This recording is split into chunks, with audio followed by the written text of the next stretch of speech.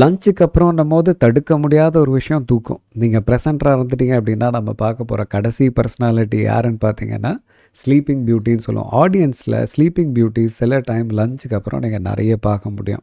நம்மளோட ப்ரெசன்டேஷன் ரொம்ப ட்ரையான சப்ஜெக்ட் இல்லை ட்ரையான கண்டென்ட் பற்றி நம்ம பேச போகிறோம் அப்படின்னா, தூக்கம் அப்படின்றத நம்ம தடுக்க முடியாது. சரி, தூங்குற நபரை நம்ம எப்படி ஹேண்டில் பண்ணோம்? ஃபஸ்ட்டு நீங்கள் புரிஞ்சுக்க வேண்டிய விஷயம், நீங்கள் எந்த தருணத்துலேயும் அவரை இன்சல்ட் பண்ணக்கூடாது. அவர் தூங்கிட்டாருன்றத யாருக்கும் தெரிவிச்சிடவும் கூடாது. அவருக்கே தெரியாமல் நீங்கள் அவரை ஹேண்டில் பண்ணணும். அது ரொம்ப ரொம்ப இம்பார்ட்டன்ட். நீங்கள் உங்கள் அத்தாரிட்டிங்க காட்டுறதோ, இல்லை அவரை பேர் சொல்லி கூப்பிட்றதோ, பாயிண்ட் அவுட் பண்ணுறதோ, இல்லை ரூமை விட்டு வெளியில் போக சொல்கிறதோ, இதெல்லாம் ரொம்ப ரொம்ப தவறான ஒரு அப்ரோச்சு. இது தயவு செஞ்சு பண்ணாதீங்க.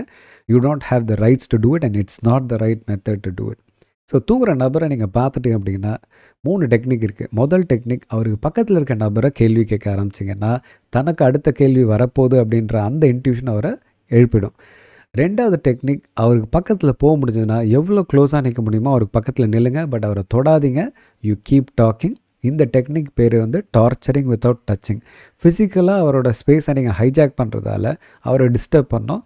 அந்த டிஸ்டர்பன்ஸ் அவரோட தூக்கத்தை கெடுத்துரும். 3வது மெத்தட், நீங்கள் பேசுகிறத 60 செகண்ட்ஸ் நிறுத்திடணும். திடீர்னு ஒரு சைலன்ஸ் ரூமில் க்ரியேட் ஆகும்போது தூங்குற நபருக்கு ஏதோ வித்தியாசமாக ரூமில் நடக்குதுன்ற அந்த இன்ட்யூஷன் அவரோட தூக்கத்தை கெடுத்துரும்.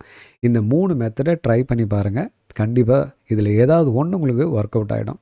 ஸோ அடுத்த தடவை ஒரு ப்ரெசன்டேஷன், உங்களோட டைமிங் ஆஃப்டர் லஞ்ச்னா பி ப்ரிப்பேர்ட். நீங்கள் எனர்ஜெட்டிக்காக இருக்கணும். தூங்குற நபரை பார்த்தீங்கன்னா இன்சல்ட் பண்ணாமல், ஐடென்டிஃபை பண்ணாமல் ஹேண்டில் பண்ண கற்றுக்குங்க.